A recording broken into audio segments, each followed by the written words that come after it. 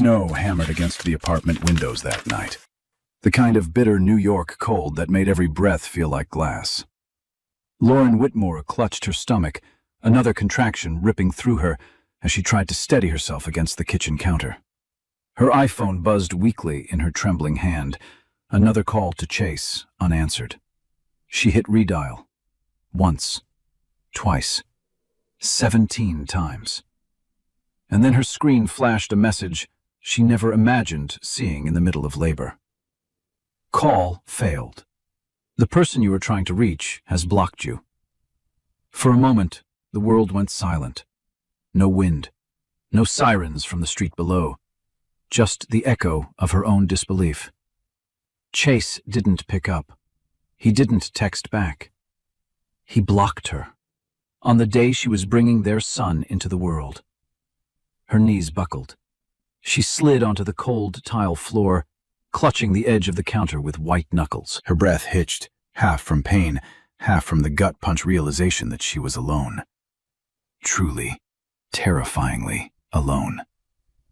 Across the city, in the glowing warmth of Park Hyatt, New York, Chase Alden was lifting a glass of champagne beside a woman who wasn't his wife. The crystal chandeliers shimmered above him as he laughed at something Ava Sinclair whispered into his ear. He never saw Lauren's desperate calls. He never cared to look.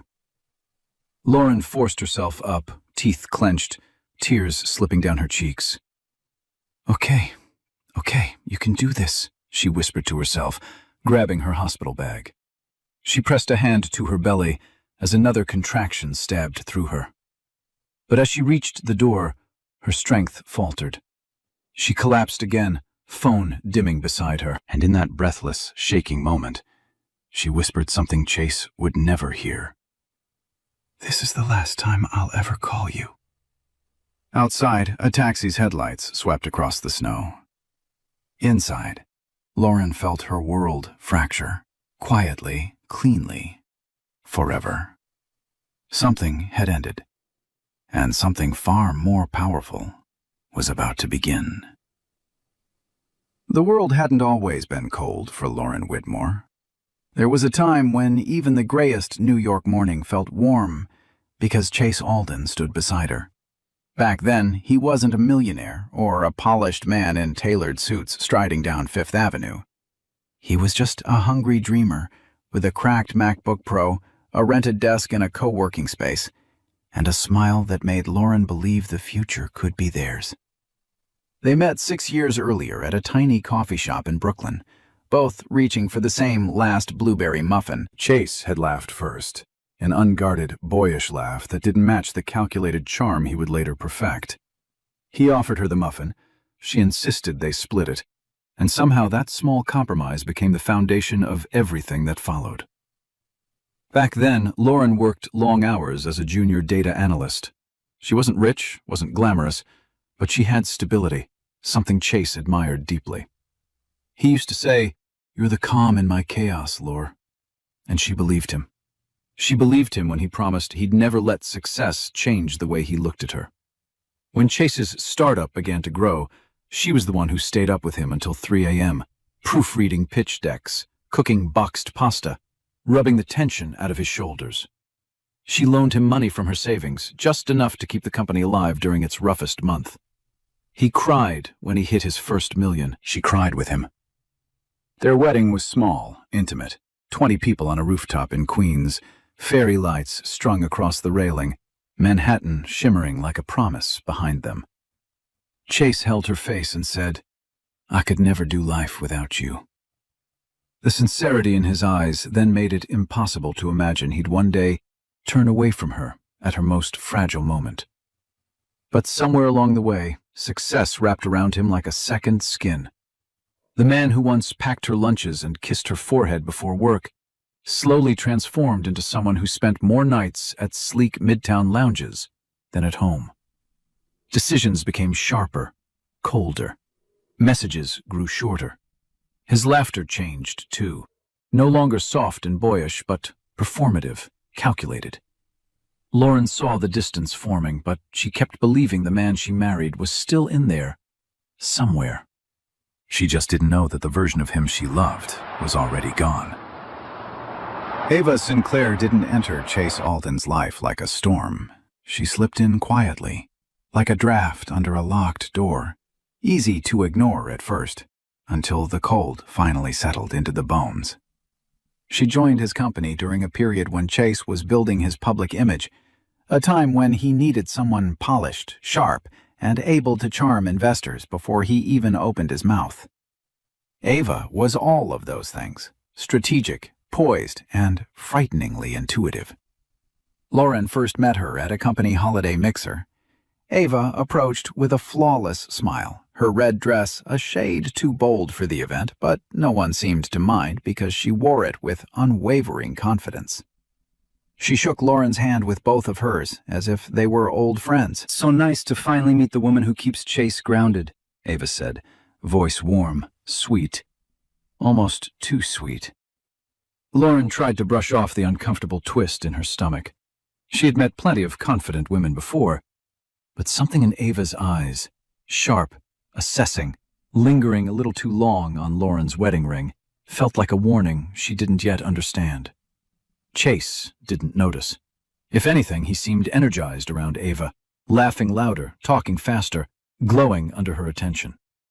Ava praised his ideas, amplified his presence, whispered just one more thing into his ear between conversations. Lauren watched the shift happen in real time, Chase straightening his jacket, adjusting his posture, trying subtly to match Ava's polished aura. After that night, Ava appeared everywhere.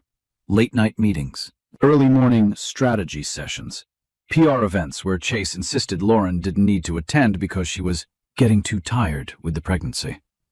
At first, Lauren believed him. She wanted to. Pregnancy had drained her energy, and Chase always framed his requests as concern. But soon, the little things multiplied. Chase started hiding his phone, turning away when texting, spending nights at the office, but coming home smelling faintly of a perfume Lauren didn't recognize, something floral and expensive. Still, the betrayal wasn't obvious yet. What made Ava dangerous wasn't bold cheating. It was subtle manipulation. She began sending Chase carefully crafted reports painting Lauren as stressed, emotional, overly sensitive. Normal for pregnancy, Ava would say. But maybe she shouldn't influence major decisions right now. Tiny seeds, planted with intention. And Chase, already drifting from the man he once was, let them grow. By the time Lauren reached her 7th month of pregnancy, joy had become something she experienced quietly, privately, like a secret she carried in her chest because sharing it no longer felt safe. Chase was always in a meeting, always on deadline, always too busy polishing the life he wanted to present to the world.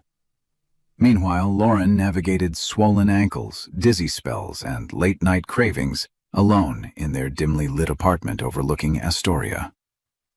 One Saturday morning, she stood in the baby aisle of a Target in Queens, holding a tiny gray onesie between her fingers. It had soft little bear ears on the hood, simple, inexpensive, nothing extravagant. But the moment she touched it, her throat tightened. She imagined Chase beside her, his hand on her back, his excitement matching hers the way it did in those early years. Instead, her phone buzzed with a text from him. "Busy today. Don't wait up." Just 4 words. No heart emoji. No, "How are you feeling?" The distance was no longer just emotional. It was physical, measurable, undeniable. Still, Lauren bought the onesie. She placed it gently in the cart next to a pack of diapers and a small plush fox she couldn't resist. At checkout, the cashier smiled at her belly. "First baby?" Lauren nodded. "Yeah." She forced a smile, but her eyes burned with unshed tears. When she got home, she laid the new items on the bed, her bed, where she slept alone most nights now. She folded the onesie with care, smoothing the fabric as if it were fragile. Around her, the apartment was painfully quiet. No laughter, no soft music, just the hum of the refrigerator and the hollow echo of a life growing emptier by the day. That night, she placed Chase's hand on her belly while he slept beside her for once. The baby kicked gently. She held her breath, waiting for Chase to wake, to smile, to whisper something sweet like he used to. He didn't stir. Lauren turned away, blinking back tears. She whispered into the darkness, "I wish you were here with us. Really here." The baby kicked again, as if answering her. And in that tiny movement, Lauren found comfort. A reminder that even in her loneliness, she wasn't truly alone. But she also felt a cold truth settling in. She was parenting this child long before the baby arrived. The night Chase didn't come home for the first time wasn't marked by a fight or a dramatic exit. It slipped into Lauren's life quietly, the way all devastating things begin. She had made his favorite dinner, lemon chicken, roasted vegetables, and the soft dinner rolls he always asked for. The apartment smelled warm and comforting, a rare contrast to the growing chill between them. At 7 p.m., Chase texted, "Running late, eat without me." At 9 p.m., she called, straight to voicemail. At 11 p.m., her stomach twisted, not from pregnancy, but from the familiar ache of dread. Midnight passed. Outside, the Manhattan skyline glowed in the distance, indifferent to the pain unfolding in a small apartment across the river. Lauren tried distracting herself. She opened her MacBook Air and attempted to work through some data sheets, but the numbers blurred. Her chest felt tight, as if someone were slowly pressing down on her ribs. She checked her phone again. Still nothing. By 1 a.m., worry tangled with something darker. Intuition. That unshakable, bone-deep knowing that every woman recognizes when something in her life has shifted beyond repair. She walked to the bedroom, hand on her belly, whispering, "It's okay, sweetheart. We're okay." But her voice trembled. Finally, at 2:14 a.m., the door clicked open. Chase stepped in, the soft glow from the hallway revealing the truth before he could speak. His shirt was wrinkled, his tie was missing, and faintly, so faintly, Lauren almost questioned her own senses. She recognized a perfume she didn't own. Something floral, expensive, undeniably feminine. She swallowed. "Where were you?" Chase didn't flinch. He didn't apologize. "Work dinner. It went late." "Until 2 a.m.? "It happens. Don't start, Lauren. You're too emotional lately." Too emotional. The words sliced through her like a blade. He brushed past her and went straight to the shower. She stood frozen in the doorway, listening to the water run, each drop a cruel reminder that he was washing off a night she wasn't part of. When he finally came to bed, he turned his back to her without a word. Lauren lay awake, staring at the ceiling, one hand resting protectively on her belly. She didn't cry. She didn't speak. But in the quiet darkness, she felt the first crack in her marriage widen. Sharp, cold, irreversible. By the 8th month of pregnancy, Lauren had become an expert at pretending things were fine. She smiled through swollen feet, through dizzy spells, through the growing silence in their home. But nothing prepared her for the day she sat alone in the dim waiting room of her OB-GYN's office, hands trembling around her iPhone as she waited for Chase to arrive. He had promised he'd come. "It's important," she'd reminded him that morning. "I know, Laure. I'll be there," he'd said, adjusting his Mont Blanc pen in his suit pocket before rushing out the door. But now, 30 minutes past her appointment time, he still wasn't there. Her doctor finally called her in. "We can start without him," he said gently. During the ultrasound, as the technician traced the screen, Lauren blinked away tears. She wanted Chase beside her. She wanted his gasp of awe, his hand gripping hers, his smile when he saw their son kicking. But all she got was an empty chair, a void where her husband was supposed to be. After the appointment, she stepped outside into the cold wind, her scarf whipping around her as she called him again. Ring, ring. Voicemail. "Hey, it went fine," she whispered into the phone. "I wish you had been there. I really needed you today." An hour later, still no response. That night, Chase finally texted, "Sorry, busy day. How was it?" Lauren stared at the screen, feeling a wave of exhaustion wash over her. She typed out a long message, how scared she felt, how the doctor mentioned signs of early labor, how alone she was starting to feel. But then she deleted everything. She simply replied, "It was okay." Chase didn't call. He didn't ask for pictures. He didn't come home early. Instead, at 10:47 p.m., he sent another message. "Ava needs me to review a pitch deck. Don't wait up." Lauren froze. Ava needs me. Not the company, not the team. Ava. Her heartbeat thudded painfully in her chest. She sank onto the couch, one hand pressed over her belly as the baby kicked softly, like a reminder that she wasn't alone, even if she felt like it. She dialed Chase once more, hoping, begging for him to answer. He didn't. The call rang until it died into silence, taking another piece of her heart with it. By the time Lauren reached 36 weeks, anxiety had become her constant shadow. Every tightening of her abdomen made her wonder if it was beginning, if the baby was coming early.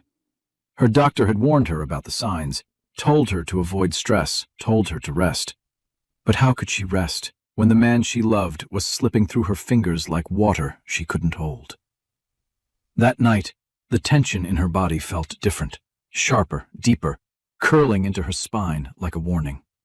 She sat on the edge of their bed, one hand rubbing slow circles over her belly. She tried to call Chase, hoping he might come home early for once. He answered on the third ring, voice rushed, distracted. "Lauren, I'm about to walk into a meeting. Can this wait?" Her heart sank. I think something's wrong. My stomach keeps tightening. It feels different tonight." A pause. A sigh. Then, "Lauren, it's Braxton Hicks. You always overreact. Just drink some water and lie down. I'll check in later." She closed her eyes, forcing her voice to stay steady. "I really think, Lauren," he snapped softly. "I can't do this right now." Before she could respond, she heard another voice in the background, soft, feminine, too familiar. Ava, laughing. Lauren's blood ran cold. Chase lowered his voice. "Don't start imagining things. I'm working." The call ended, just like that. Lauren's throat tightened. She placed the phone beside her, breathing through the rising panic. But no amount of deep breaths stopped the sharp, rhythmic pain that began to pulse across her lower abdomen. She tried walking around. She tried lying down. She tried drinking water. Nothing helped. Another contraction hit, this one strong enough to bring her to her knees. Her breath hitched. No, not tonight. Not when she was utterly alone. She grabbed her hospital bag and set it by the door, her hands trembling uncontrollably now. She reached for her phone, willing Chase to feel her fear across the city. 1 call. 2 calls. 3. Finally, she sent a text. "I need you. Please." Delivered. Not read. Not answered.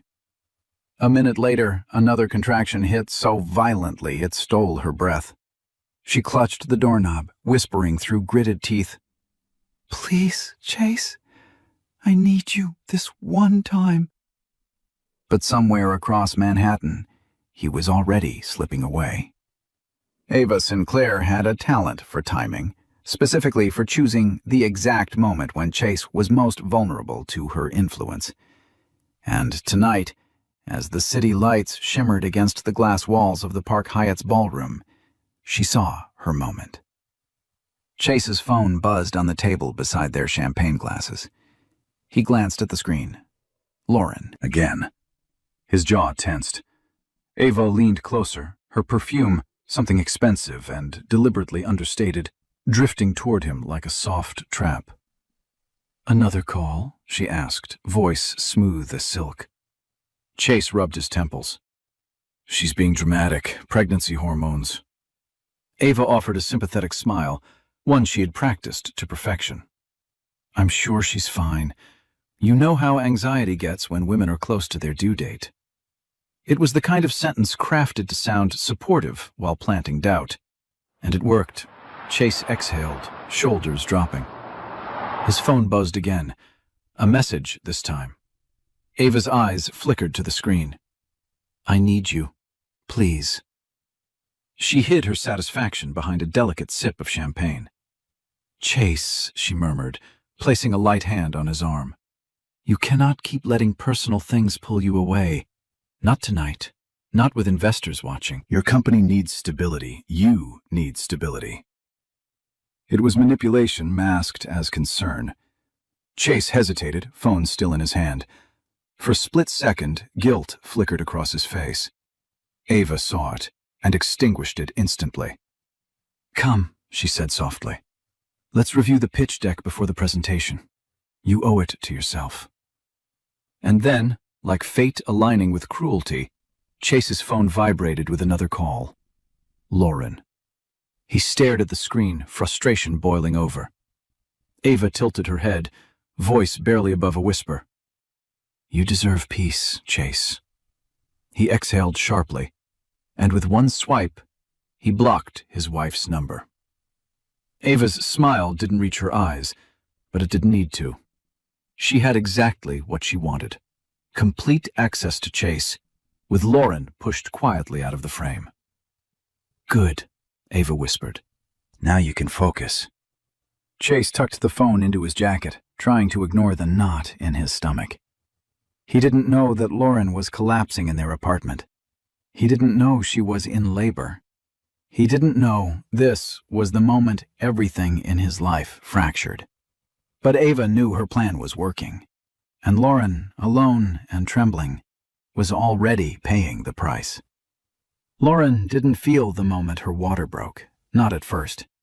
She only felt the sudden warmth, the shock, the instinctive terror rushing through her veins. She gripped the edge of the counter, her breath hitching as another contraction tore through her body. Okay, breathe, she whispered, though her voice cracked. She reached for her phone with trembling hands. Call Chase. He'll come. He has to come. Her thumb hit his name. Call failed. She tried again. Call failed. Her heart hammered. She blinked hard, refusing to believe what the screen was telling her. One more time. The person you are trying to reach has blocked you. Blocked. Blocked by her own husband, on the night she needed him more than ever. A sob escaped her, raw and strangled. She slid to the floor, clutching her belly as the baby pressed downward, her body urging her forward into labor, with or without support. Tears blurred her vision as she whispered, Please, Chase. Please don't do this. But Chase wasn't there. He wasn't even reachable. Across Manhattan, he was stepping out of the Park Hyatt, snowflakes clinging to his coat, while Ava looped her arm through his. She didn't need to say anything. She had already said enough. Every seed of doubt she planted had grown roots. Inside his Mercedes S-Class, Chase finally opened his phone, not to check on Lauren, but to silence the buzzing notifications for good. He scrolled through the call log. 17 missed calls. He frowned. What does she want at a night like this? He muttered. Ava leaned in. She knows you're trying to focus. She shouldn't be interrupting you during a critical event. Chase sighed heavily, shoulders slumping. You're right.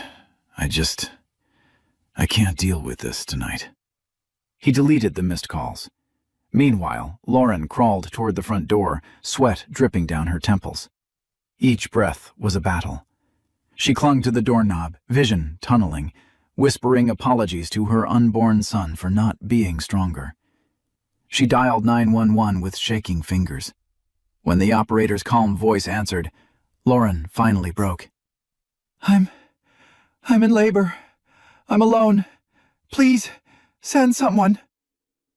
Snowstorm winds howled outside as paramedics rushed to her address. And somewhere across the city, Chase laughed at something Ava said, completely unaware that his final goodbye had already begun. Lauren didn't remember the elevator ride, only the blur of fluorescent lights as paramedics rushed her into NYU Langone Hospital. Her contractions were coming fast, too fast, and panic clung to her like a second skin. She clutched the straps of the gurney, gasping as another wave of pain rolled through her. "Deep breaths, ma'am. You're doing great," one paramedic said. She wasn't. She was terrified and alone. Inside the delivery room, machines beeped steadily, casting sharp reflections against the sterile white walls. The nurses moved with calm efficiency, but every time the door opened, Lauren's eyes darted toward it, praying Chase would burst through, breathless and apologetic. He didn't. A contraction slammed into her, ripping a cry from her throat. A nurse squeezed her hand. "You're at 7 centimeters. It's happening quickly." Lauren nodded weakly, wiping tears with the back of her hand. "Can someone call my husband?" she whispered. The nurse took her phone, dialed the number. The automated message echoed like a cruel verdict. "This number has blocked you." The nurse froze. "Oh, honey." Lauren turned her face away, humiliation burning under her skin. She didn't want pity, not now, yet pity filled the room like a heavy fog. Moments later, a new figure entered, Dr. Mason Hale. His presence steadied the air immediately. He scanned Lauren's chart, then looked at her with warm, steady eyes. "Lauren, you're safe. I'm here now. We'll get you through this." Something about his voice anchored her. Maybe it was the quiet certainty. Maybe it was the way he didn't look at her with judgment, only compassion. The hours blurred. Lauren's cries echoed against the sterile walls, her fingers gripping the rails of the bed until her knuckles went white. Sweat drenched her hairline. Breath after breath tore from her lungs. Through it all, Mason stayed close. "You're strong," he said softly. "Your baby is strong. You're not alone." Finally, after what felt like a lifetime, a piercing infant cry filled the room. Lauren's body shook with sobs as Mason lifted her son gently, wrapping him in a warm hospital blanket before placing him in her trembling arms. A tiny face, a soft whimper, a life she had brought into the world alone. She kissed his forehead. "Hi, my sweet boy." But beneath the overwhelming love was an ache that hollowed her chest. Chase should have been here. He chose not to be. And there was no undoing that choice.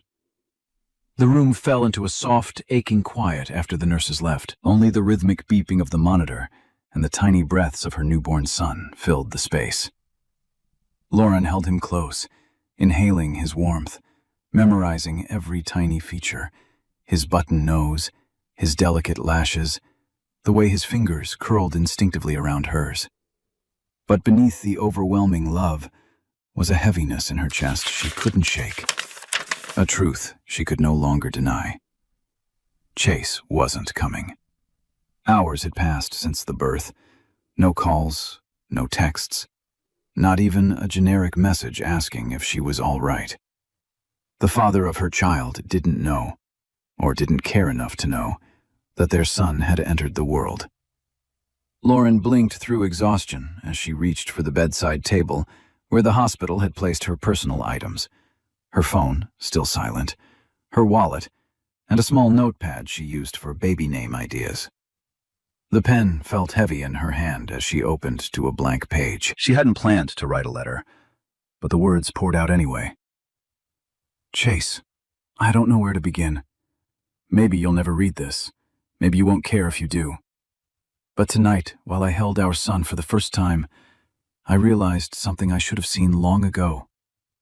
Her handwriting wavered as she fought to steady her breath. "I waited for you, through every contraction, through every scream. I waited because I believed that deep down, the man I married still existed." A tear fell onto the paper, blurring the ink. "But you didn't come. And that will never be something I can forget or unfeel."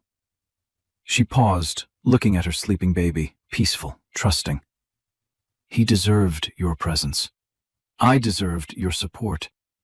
Instead, I labored alone while you blocked my number. Her fingers tightened around the pen.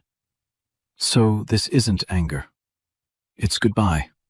The kind that doesn't need shouting to be final. I hope one day you understand what you lost tonight. She signed it simply, Lauren. When she finished, her heart felt both shattered and strangely lighter. She folded the letter carefully and slipped it into her bag. This wasn't a goodbye she ever imagined giving, but it was the one she needed. And tomorrow morning, she would act on it. For herself. For her son. For the life she refused to let Chase continue breaking. While Lauren lay in a dim hospital room, cradling their newborn son against her chest, Chase Alden was stepping into a different world entirely, one drenched in luxury, applause, and the illusion of success. The Park Hyatt's rooftop ballroom glowed under chandeliers imported from Italy, and Manhattan's skyline shimmered like a crown around him. Tonight's fundraiser was everything Chase lived for: attention, influence, and validation. Investors clapped him on the back, praising his latest projections. Cameras flashed. A Wall Street journalist asked for an interview.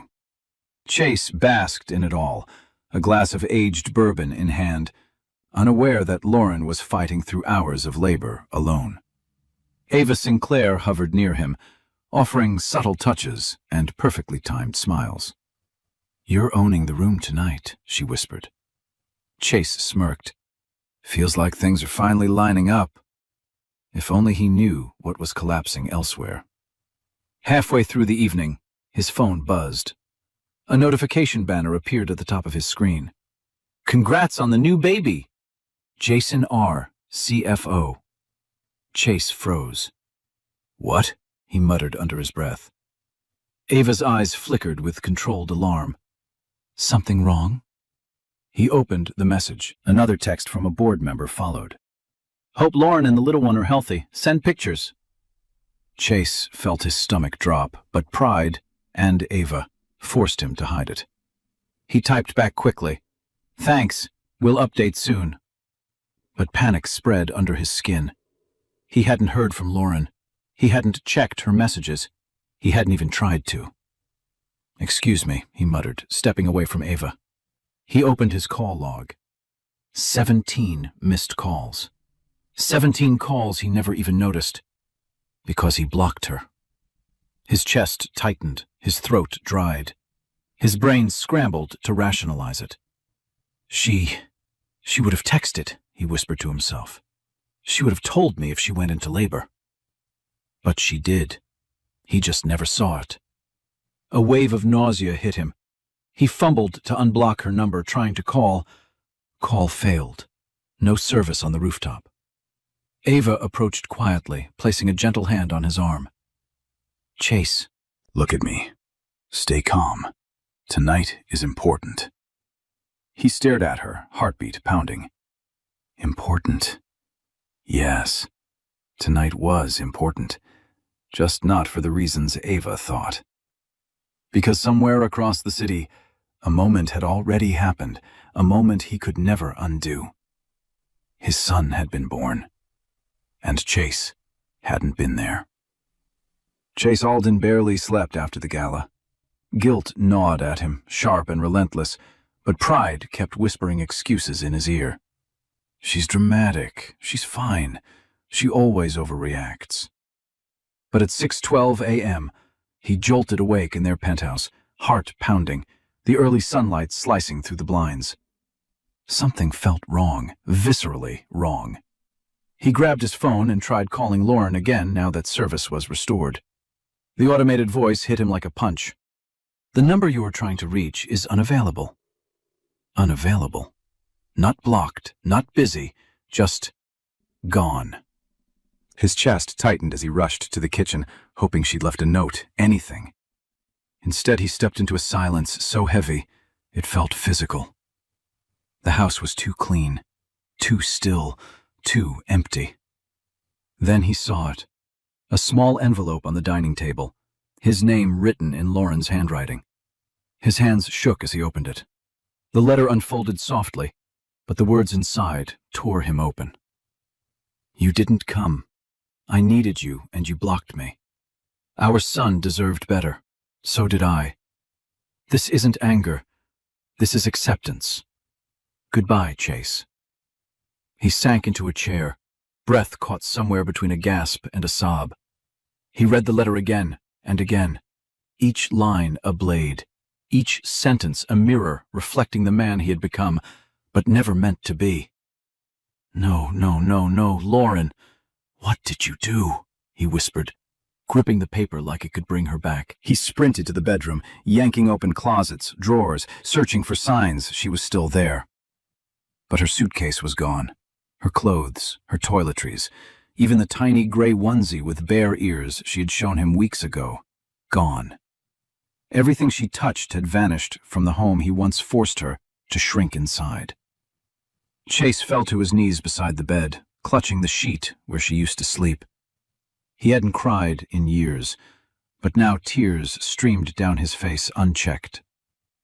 In the corner, something caught his eye. A small hospital bracelet on the nightstand. Baby Boy Whitmore, NYU Langone Hospital. Born 2:14 a.m.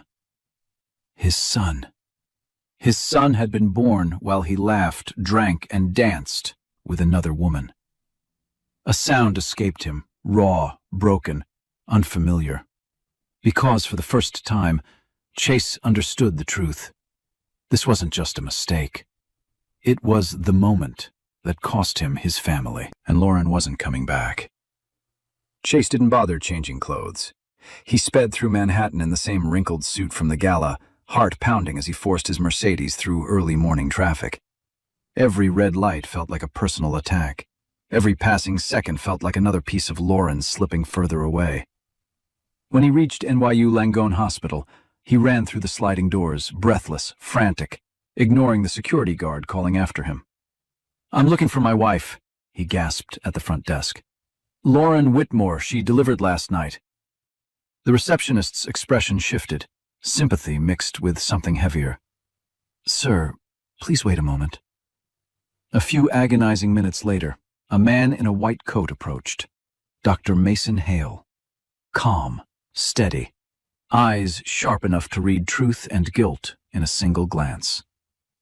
You must be Chase, Mason said, voice even. Let's talk somewhere private. They stepped into a quiet hallway, the hum of machines echoing faintly around them. Chase ran a shaking hand through his hair. Where is she? Can I see her? I didn't know she was in labor.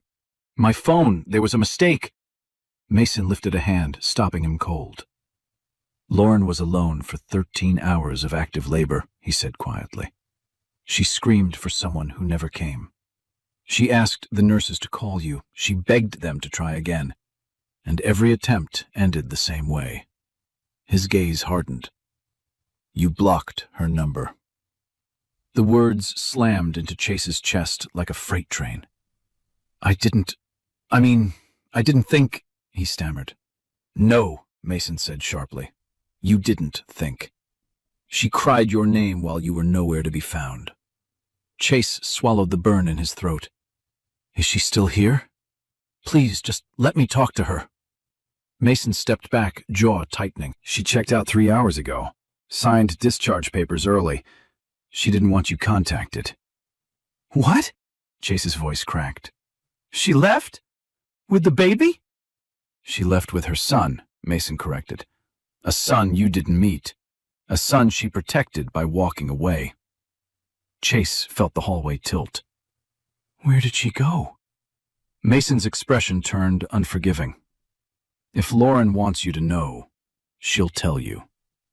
Then, with a final blow, you weren't there when she needed you most, Chase. She gave birth alone. Whatever comes next, she doesn't owe you anything. Chase pressed a hand to the wall, breath shaking. For the first time in his life, consequences had a face, and it was Dr. Mason Hale staring back at him. Chase Alden left the hospital with Lauren's letter burning in his pocket, and Dr. Mason Hale's words echoing in his skull.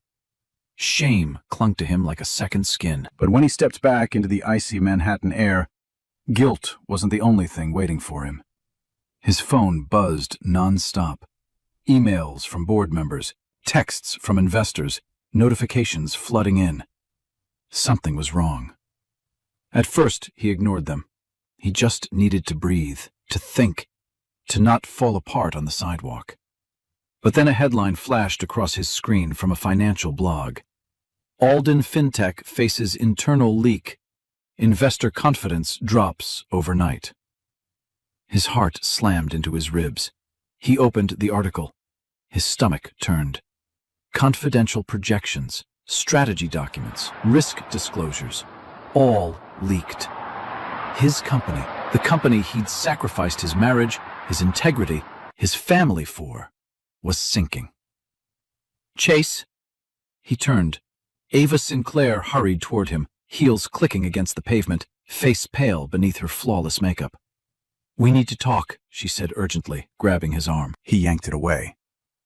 "Did you know about this leak?"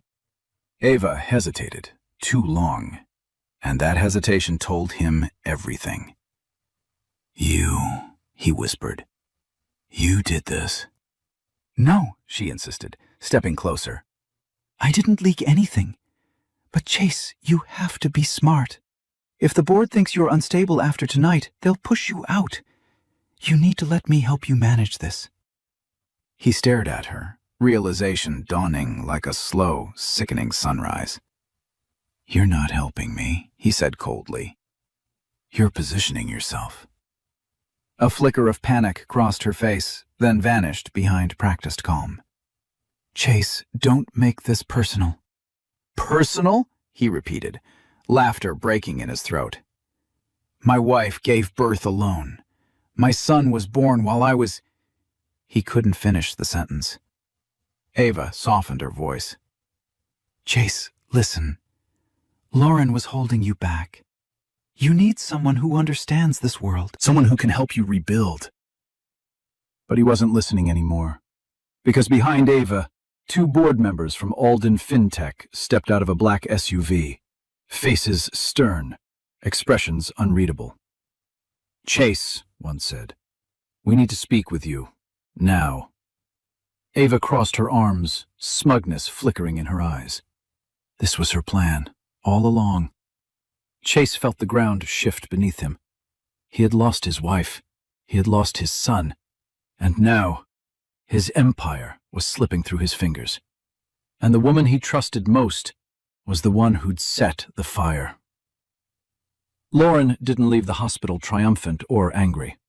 She left quietly, wrapped in a softness she hadn't felt in years, an exhaustion mixed with a freedom she didn't yet have words for. Dr. Mason Hale arranged a cab for her, helped her buckle her newborn son into the carrier, and pressed a warm hand to her shoulder. "You're stronger than you think," he said gently. She believed him. For the first time in a very long time. The cab ride to Queens felt surreal. Snow drifted across the bridge as the city lights glowed like distant embers. Lauren held her baby close, breathing in the faint newborn scent that grounded her more than anything ever had. Her new apartment, a small sublet in Astoria, waited for her with second-hand furniture and boxes she hadn't finished unpacking. It wasn't glamorous, it wasn't spacious, but it was hers. Hers and her son's. No lies, no cold silences, no walking on eggshells. Inside, she settled onto the worn couch, her son sleeping safely against her chest. She opened an Amazon box she hadn't touched since the week before, the one with Atomic Habits and Women Who Run with the Wolves. Self-help books she ordered out of desperation, not knowing she'd need them more than ever now. She flipped the first page, but instead of loneliness, she felt something new. Possibility. For the next few weeks, Lauren rebuilt her life inch by inch. She breastfed, rocked her son to sleep, and learned to make peace with the difficult nights. She FaceTimed the few friends she trusted, updated her HR manager about extending maternity leave, and slowly created a routine that didn't include Chase or his absence. Mason checked in often, not out of obligation, but genuine concern. "How's my favorite little warrior?" he'd ask, smiling softly at the baby. "And how's Mom holding up?" Lauren found herself looking forward to those calls more than she admitted. She healed, not loudly, not with dramatic breakthroughs, but with quiet victories. Washing baby bottles without crying, sleeping 4 hours instead of 2, laughing at her son's first crooked smile, feeling the warmth of sunlight in her apartment and realizing she didn't miss the penthouse or its cold marble floors. She didn't miss Chase, not the way she once feared she would. Because little by little, Lauren discovered something extraordinary. She wasn't rebuilding her old life. She was building a better one. 14 months passed before Chase Alden saw his son for the first time. It happened on a quiet Saturday morning inside the Barnes & Noble at Union Square, a place Lauren visited often because the children's section felt warm, safe, and far away from the life she'd left behind. Her son, now toddling unsteadily on chubby legs, clutched a board book in his tiny hands, babbling proudly as he tried to pronounce the word moon. Lauren laughed, brushing a curl from his forehead. He had Chase's eyes, bright, stormy blue, but softer, kinder. She didn't hear the footsteps approaching. She didn't notice the man standing frozen at the end of the aisle. "Lauren?" The book slipped from her hands. Chase looked nothing like the polished millionaire he once was. His suit hung loose on a thinner frame, dark circles underlining his eyes, and the confidence he once wore like armor had eroded. His company's downfall had aged him. His guilt had hollowed him. But nothing struck him harder than the child staring back at him, wide-eyed, curious, undeniably his. The boy tilted his head, sensing Lauren's tension, and reached for her leg. Chase's breath broke. "Is that—" Lauren lifted her chin. "My son." He flinched at the phrasing. Not our son. Not anymore. "Lauren, please." His voice cracked. "I've been looking for you for months. I went to the apartment, your old job. Your friends wouldn't tell me anything. Because they knew I didn't want to be found." Chase swallowed hard. "I deserve that, I know. But I need to explain. I was told—" "No," she cut in gently but firmly. "You don't get to blame anyone else." He blinked, shame washing over him. Her son tugged at her sleeve again. "Mama, up!" Chase's knees nearly buckled hearing that word spoken aloud. "Can I?" he whispered, voice trembling. Lauren's heart pulled tight, not with longing, but clarity. "No," she said softly. "Not yet. Maybe not ever. He doesn't know you. He doesn't know the man who left us alone." Chase's eyes brimmed. "Lauren, I'm begging you. Give me a chance to make it right." She shook her head. "Some chances aren't mine to give anymore." And then, from behind, another voice entered the aisle. "Lauren, everything okay?" Dr. Mason Hale stepped beside her, holding 2 coffees, and a gentle protectiveness Chase immediately recognized as something he once took for granted. Lauren exhaled, relieved. Chase understood. He wasn't just too late. He had been replaced. Chase Alden had prepared speeches, rehearsed apologies, imagined scenarios where he could somehow redeem himself. But nothing prepared him for standing across from the woman he lost and the man who had stepped in to protect everything Chase had thrown away. Dr. Mason Hale's presence beside Lauren was calm, grounding, steady. He didn't touch her, didn't mark territory. He didn't need to. The ease between them said everything. Lauren wasn't alone anymore. Chase's throat tightened. "So, this is him, Mason." The doctor extended a polite hand. "I'm a friend of Lauren's. Not possessive, not defensive, just factual, yet the truth beneath it was unmistakable. He was the kind of man who showed up. Something Chase never did. Lauren shifted her son on her hip, keeping a slight distance. Not hostility, self-preservation. Chase took a small step forward. "Lauren, please, I need you to hear me." She shook her head gently. "Chase, not here." "My whole world fell apart when you left," he said, voice cracking. "The company, the board, Ava betrayed me. Everything I had, everything I built, it all collapsed." Lauren inhaled slowly. "I didn't leave to punish you.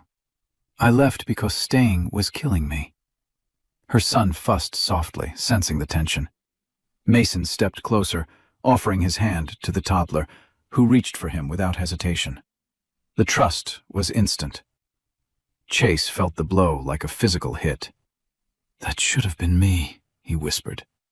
Lauren's eyes softened, but not with longing, with truth. "It could have been," she said. "But you weren't there, Chase. Not for me. Not for him." He swallowed hard. "I thought I had time to fix things." She shook her head. "Some things break quietly. Then one day you realize they can't be repaired." Chase's eyes brimmed with tears he couldn't hide. "I don't want to lose you." "You already did," she replied gently. Mason placed a reassuring hand on the child's back. Lauren's shoulders relaxed, a subtle sign of the life she rebuilt, the safety she found. Chase saw it then, the final truth. Lauren wasn't angry. She wasn't waiting. She wasn't punishing him. She had simply outgrown the version of him that destroyed her.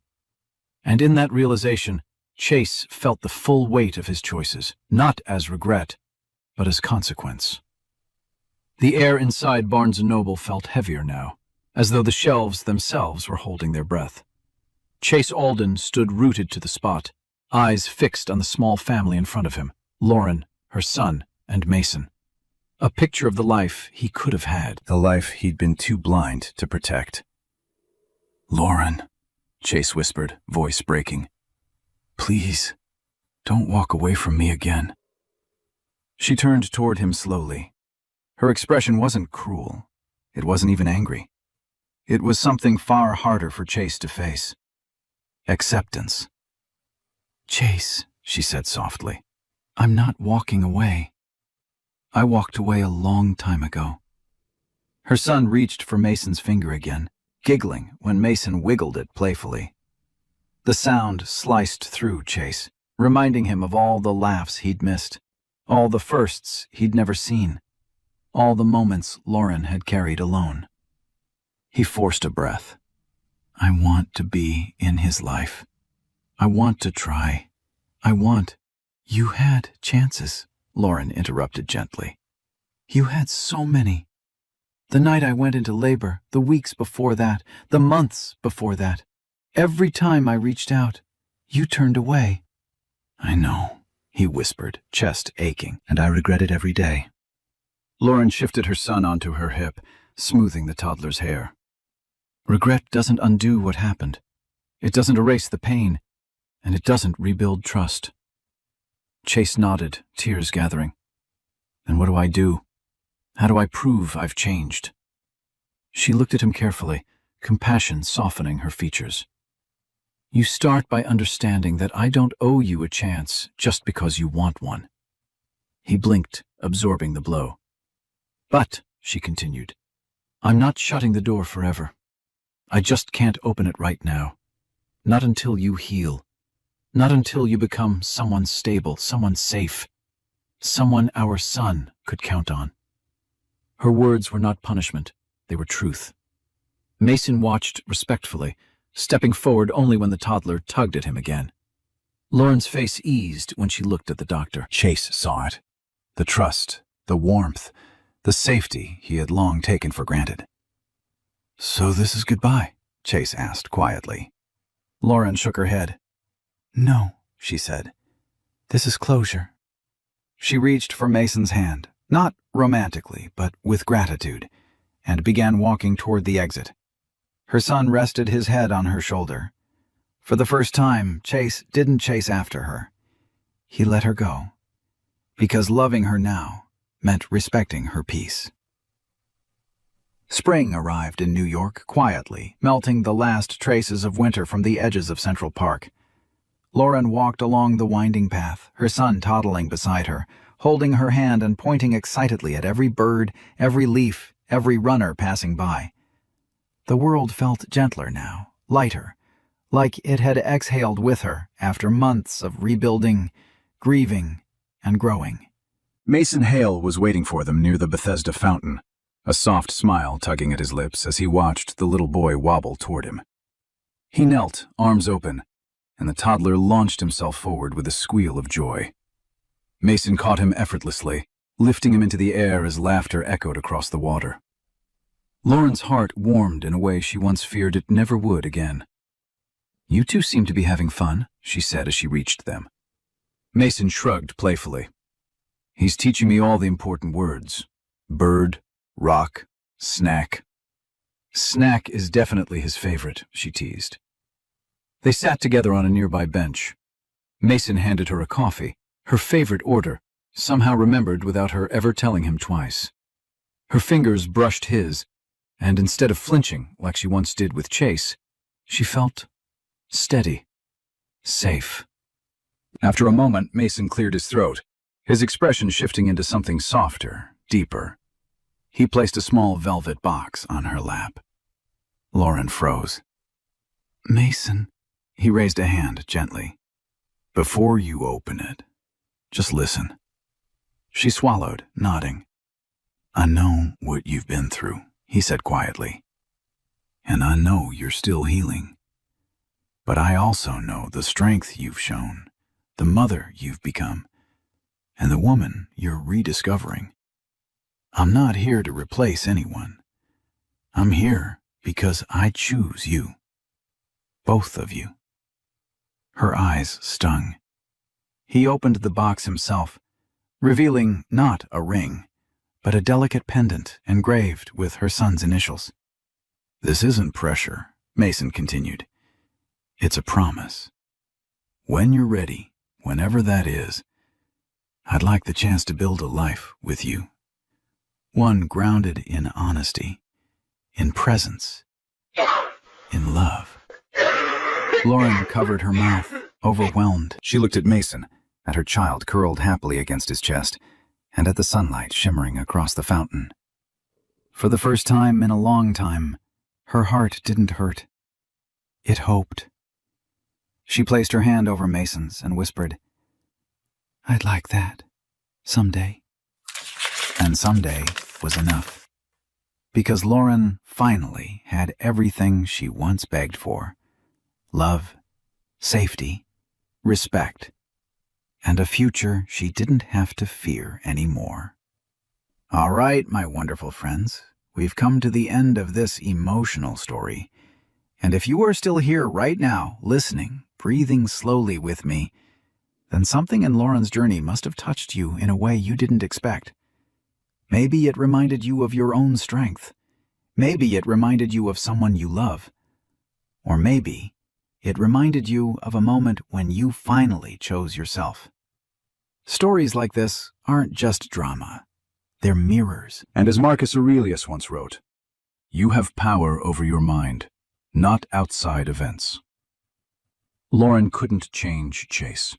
She couldn't change betrayal, loneliness, or the heartbreak of giving birth alone. But she could change how she rebuilt afterward. And that is the part that belongs to every one of us. Life will hurt. People will fail us. But healing is not about pretending it never happened. It's about rising again with clearer eyes, steadier steps, and a heart that finally chooses peace. So, if this story stayed with you, take a breath, place a hand over your heart, and remember, you deserve the kind of love that shows up, the kind of respect you don't have to beg for, and the kind of future you can walk toward without fear. If this message reached you today, don't keep it to yourself. Like this video, share it with someone who might need it, and subscribe so you never miss the next story that might just change the way you see your own life. You being here means more than you know, and our journey together is just beginning. This story is a work of fiction created solely for entertainment and emotional reflection. Any resemblance to real people, events, or situations is purely coincidental. The characters, locations, and circumstances are narrative tools designed to explore themes of resilience, healing, and personal transformation. Nothing in this video should be interpreted as factual reporting or real-life claims. Our goal is to encourage reflection, empathy, and meaningful conversation, not to represent actual individuals or documented events. Viewers are invited to interpret the story symbolically and draw inspiration in ways that feel personally helpful. By watching this content, you acknowledge that it is dramatized storytelling meant to uplift, not to misinform. If you enjoy these narrative journeys and the lessons within them, feel free to like, share, and subscribe to support the channel and stay connected with future stories crafted just for you.